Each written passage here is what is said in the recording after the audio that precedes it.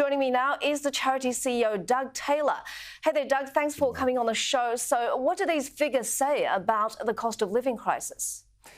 They tell us that it's a pressing concern for low-income families in Australia. Many families are thinking about the new school year and supporting their children in being set up for a great education this year. But for low-income families, they're particularly concerned about their ability to afford education essentials that many of us would just take for granted. So new school shoes, a uniform, or being able to fund excursions over the course of the year. Now, these things are essential for a great education, but they're also really important for a young person feeling as though they're a part of a school community, so they can really make the most of this great educational opportunities that young Australians have.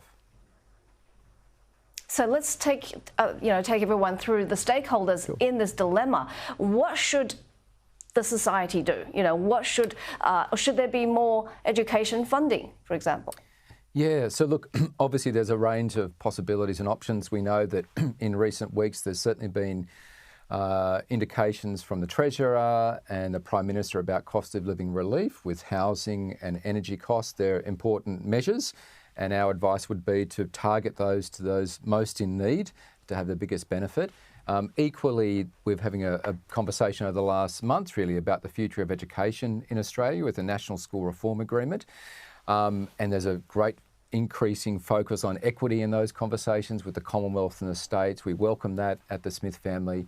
One of the important measures in those conversations is looking at really implementing the Gonski reforms of over 10 years ago now. So ensuring that public education, which supports 80% of disadvantaged students in Australia, really gets the funding that they need to provide the holistic support for young people who often face many challenges.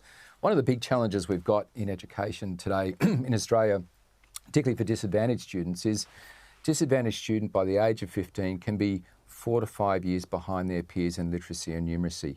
Now, that can often relate to not being able to afford these educational essentials. And one of those is a digitally connected laptop. That's a necessary part of a contemporary education, and they're often out of reach for many families. In fact, half of the families that we survey, and how is that's a challenge. And Doug, how is that translating into extra pressures and also initiatives for charities and NGOs such as yourself? Yeah, so look, many charities across Australia are stepping up to respond to the cost of living challenge for low-income families, which is tremendous in terms of food programs, no-interest loans programs. There are certainly supports out there. For us at the Smith family, we're just launching our back-to-school appeal. We're looking for 6,700 new sponsors to make a monthly commitment to supporting young Australians in need. We work with over 62,000 students across Australia who experience disadvantage by providing those educational essentials, parent support and learning and mentoring programs. So it's a wonderful opportunity to make a difference in supporting a child with their education. And speaking to parents, especially from low-income families, what are they saying about having to go without, having to make sacrifices for their school, for their kids' education? What they say is that they're faced with impossible choices. Obviously, inflation has increased the cost of everyday items, grocery, petrol, and education things. So parents have to make really tough choices as to how to use their limited funds. I was talking to a parent in Brisbane recently who has 4 children, a great mum, wants the best for her family. Her rent has doubled, now $600 a week, and she's on a low income, and she's worried about being able to afford a laptop for her son who's starting high school.